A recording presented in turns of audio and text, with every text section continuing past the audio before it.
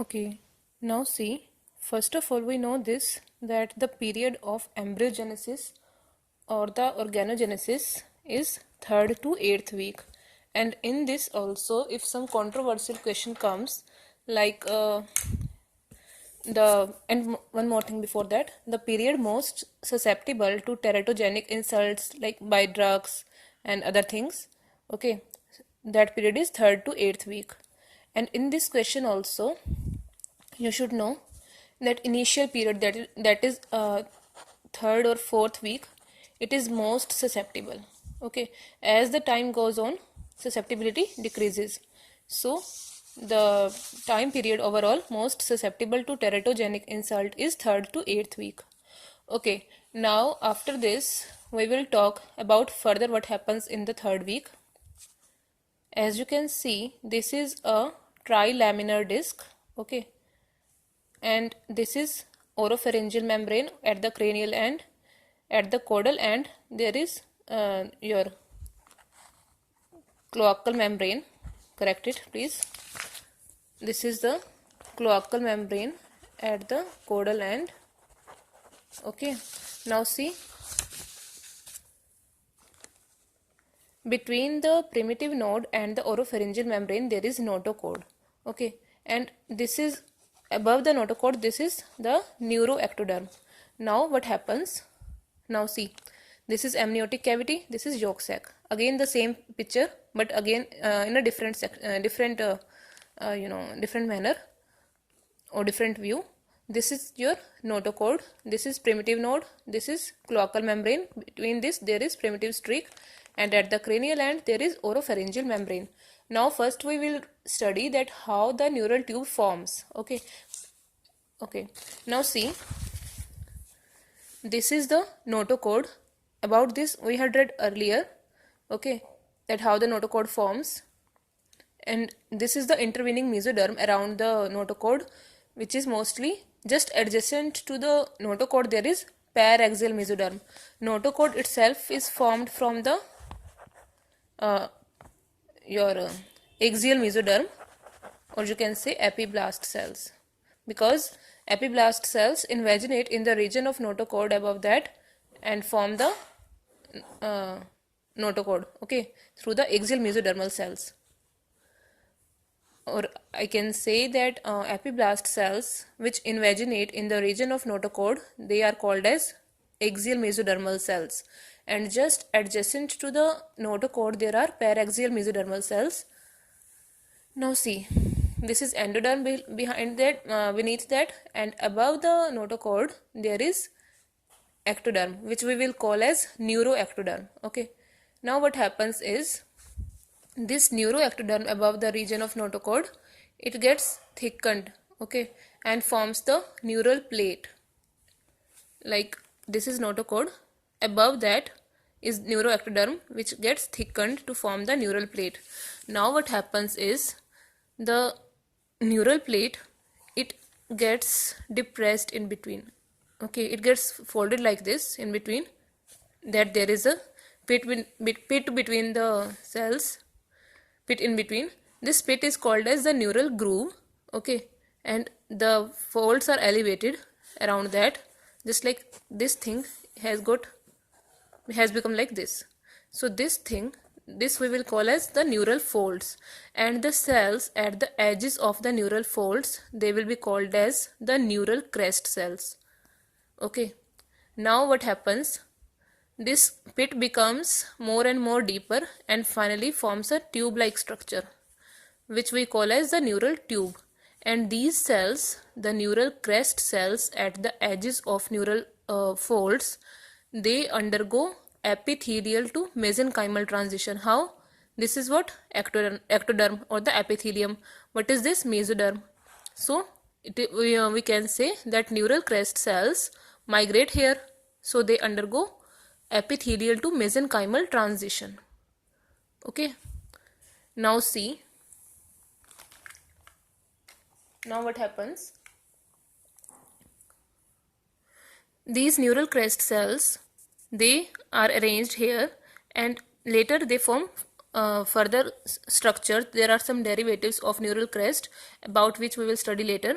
But first you should know that this is neural tube, this is notochord, this is neural crest cells. Okay, and one more thing.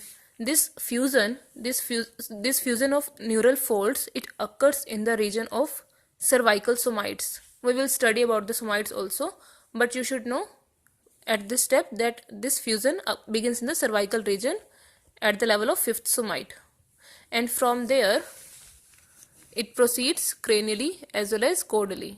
Okay. Now, so when this earlier it was neuroectoderm, which got thickened to form neural plate. It got depressed in between, formed neural groove, which further led to neural tube formation. And now this ectoderm, above lying ectoderm, it will be called as the surface ectoderm. Okay, earlier this whole thing was neuroectoderm. Okay, what happened then? It groove formation occurred, neural tube formation occurred from the neural plate and folds, and the remaining ectoderm, it will be now called as surface ectoderm, which causes the formation of epidermis. Okay, now see, as I have already told that neural crest cells, they undergo epithelial to mesenchymal transition, right?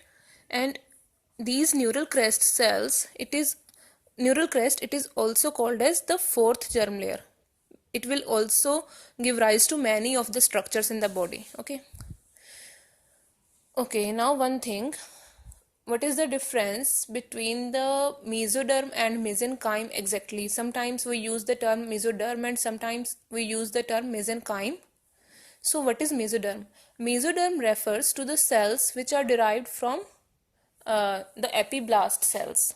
Okay, epiblast cells as well as extra embryonic tissue, just like we had read. Okay, and what is mesenchyme? Mesenchyme refers to any loosely organized embryonic connective tissue regardless of origin. Just mesenchyme is just a loose connective tissue. Okay, mesenchyme can be mesodermal in origin, but mesoderm is not essentially mesenchymal. Okay. Okay, now see.